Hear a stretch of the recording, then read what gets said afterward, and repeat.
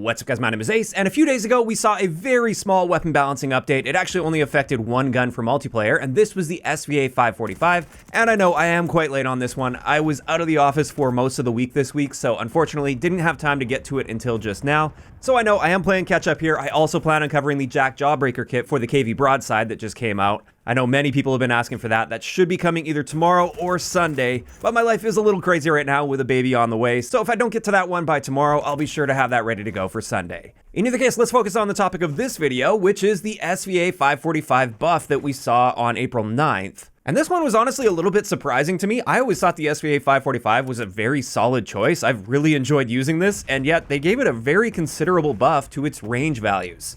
As we can see here, pre-patch versus post-patch, they've extended our 5-shot kill range out to 45.5 meters, which is very impressive. That was actually our previous second damage range drop-off. And then our other two damage range drop-offs, those have been extended out as well. So our 6-shot kill potential is now 61 meters.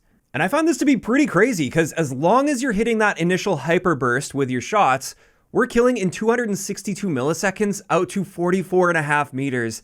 And there aren't very many full auto guns in the game that can compete with that. Now, of course, like I said, that does assume that you are hitting those initial hyperburst shots. If you don't hit those, then your time to kill potential isn't nearly as amazing as this. But still, just wanted to point out the SVA 545 is looking really good after this buff. And on that note, I thought I would share an updated setup for you guys. This one isn't from my gun guides. This is something I've sort of developed over time, and I'm really enjoying this particular setup. It's extremely versatile. With this one, we're using the NT Quietus Suppressed Barrel, which gives us some really nice benefits outside of staying off the radar, like improved handling and mobility stats. However, we do lose 20% to our range, which is a pretty big reduction. However, especially after this buff to our ranges, we still got a very solid range value here, and this setup's more so designed for the typical ranges you'd find in 6v6. We've also got the Mark III reflector on this, the main V6 stock, the Citadel rear grip, and then finally the SL skeletal vertical underbarrel. And with this particular setup, as you can see here, our recoil is nicely improved. Those bullets are a lot more tight together, and this is super easy to control even at longer ranges, so that's where the versatility really comes in there. Our aim down sight speed is incredibly fast for an assault rifle. It's actually fast for an SMG even at 179 milliseconds, so you're going to be very competitive against SMGs even right up close and personal. Our sprint out time is also very good for an assault rifle, although slow for an SMG, I would say, but it's still nicely improved over the base. And we also get a nice boost to our aim walking speed. This is now 3.1 meters per second, which will allow us to strafe a little bit in gunfights.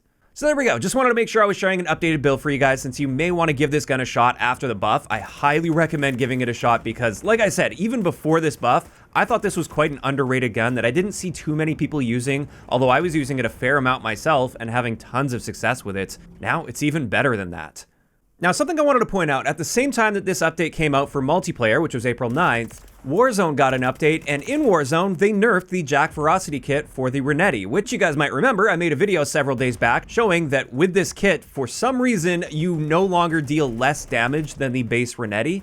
And this wasn't mentioned anywhere in any patch notes, so it didn't appear to be an intentional change. And it was apparently super bad in Warzone, but they fixed it for Warzone with this update, and they adjusted those damage values to bring it back in check. However, there was no mention of any adjustments in multiplayer, and I went in and double checked to see if maybe they just forgot to mention them fixing it for multiplayer, and it turns out they didn't. This is still incredibly powerful in multiplayer. And I am very curious now to see if they are going to be making a change to this or if they want this to be as powerful as it currently is.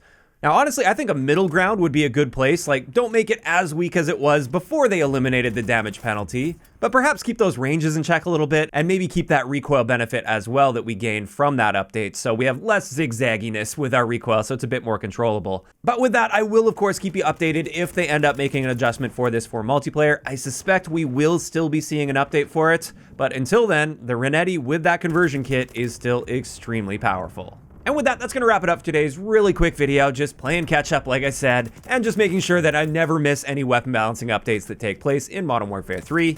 And this is where I'm curious to hear from you guys in those comments down below. How are you guys feeling about this SVA buff? Were you as surprised as I was that they actually buffed this gun because I thought it was really good pre-patch? Or do you think this was a very appropriate buff? And second, what do you think about the fact that they fixed the Ferocity kit in Warzone, but not multiplayer? Do you think we'll still be seeing an adjustment to that kit for multiplayer as well? Or do you think this was working as intended and they're just gonna keep it as is?